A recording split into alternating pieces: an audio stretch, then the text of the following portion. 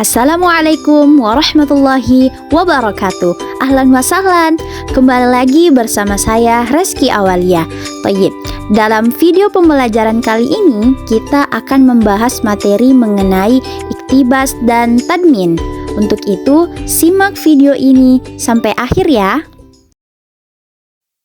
Pembahasan pertama kita yaitu mengenai iktibas.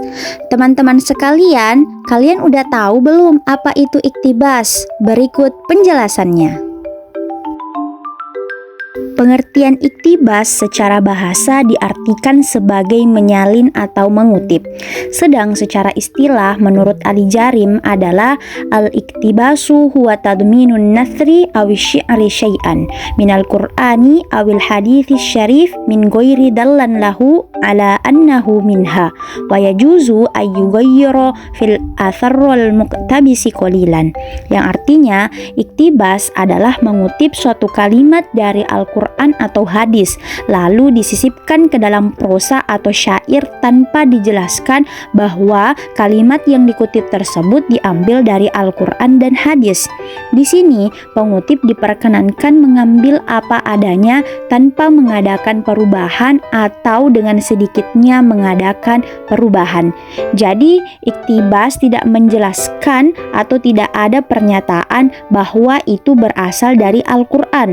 Semisal dengan menggunakan lafaz qala Allah Ta'ala atau qala Rasulullah sallallahu alaihi wasallam. Jika menggunakan lafaz-lafaz seperti itu berarti bukan iktibas. Adapun contoh iktibas dalam perkataan Abdul Mukmin Al-Asfahani yang berbunyi la tagurrannaka minal zalamati kathratul juyushi wal ansari innama nuakhirhum liyaumin tashkhasu fihil absar. Yang artinya jangan engkau tertipu daya dalam kezaliman dengan banyaknya bala tentara dan pelindung. Sesungguhnya kami tangguhkan azab mereka pada hari di mana mata terbelalak.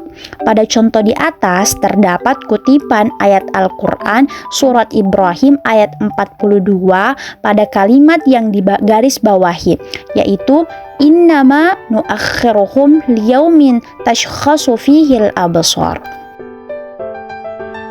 Nah, selanjutnya terkait dengan macam-macam iktibas di sini terbagi menjadi 3. Yang pertama, tsabitul ma'ani, yang kedua muhawwal, dan yang ketiga berubah sedikit wazannya. Yang pertama, ada tsabitul ma'ani.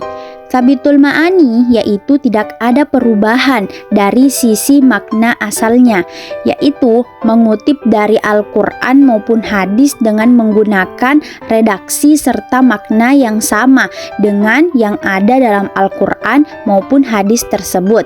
Seperti kata syair, in kunti azma'ti ala hijrina min ghairi ma jurmin fasabarun jamil wa in tabaddalti bina ghairana fahasbunallahu wa ni'mal wakil. Yang artinya, kalau kau bermaksud meninggalkan kami tanpa dosa, maka kesabaran baik sekali bagi kami. Dan kalau kau bermaksud mencari pengganti selain kami, maka Allah jualah yang mencukupi kami dan sebaik-baik wakil. Iktibas di sini terletak pada lafaz fasabarun jamil dan fahasbunallahu wa ni'mal wakil. Dua redaksi tersebut sesuai dengan redaksi yang terdapat dalam redaksi aslinya. Kemudian yang kedua ada yang namanya muhawwal. Muhawwal yaitu yang diubah dari makna aslinya, yaitu membuat iktibas dengan mengubah arti dari arti aslinya. Dari segi lafaz tidak berubah, seperti kata Ibnu Rumi, lain akhta'tu fi madhi kama akhta'tu fi ma'ni laqad anzalta hajati biwadin ghairi dhi zar'in. Yang artinya, kalau aku salah dalam memujimu, maka aku tidak salah dalam menahan nafsuku. Sungguh engkau telah menempatkan kebutuhanku pada lembah yang tidak ada tumbuh-tumbuhannya.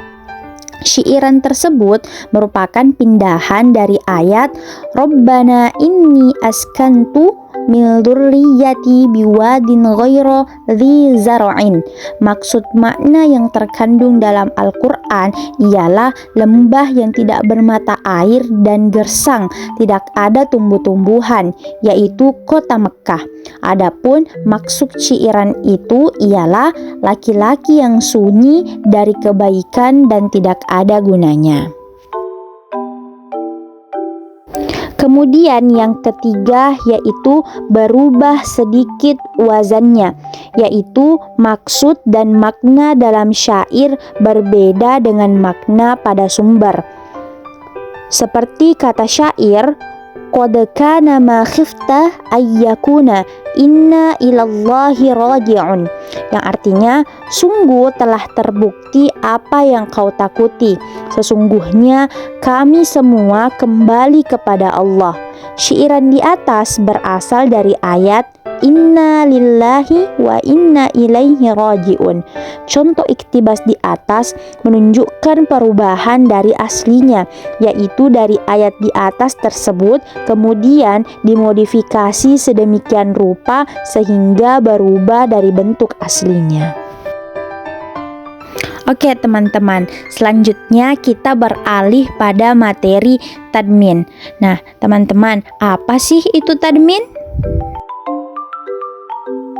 Nah, pengertian tadmin menurut Khomim dan Haji Ahmad Subakir bahwa tadmin yaitu menciptakan syair dengan mengambil syair orang lain yang terkenal namun tetap mengakui sebagai karya orang lain. Nah, pendapat yang kedua bahwa tadmin adalah syair yang menyimpan syair orang lain serta memberitahu adanya simpanan itu. Hal ini sama juga halnya dengan Badi Sarikoh. Badi Sarikoh adalah karangan atau syair yang dicuri atau diambil atau diciplak dari karangan atau syair orang lain, sebagian atau semua lafaz atau maknanya. Thayyib, itulah materi pembelajaran kita mengenai iktibas dan tadmin. Semoga teman-teman bisa memahami materinya dengan baik. Untuk itu, terima kasih telah menyaksikan video ini sampai selesai. Saya akhiri dengan ucapan wassalamualaikum warahmatullahi wabarakatuh.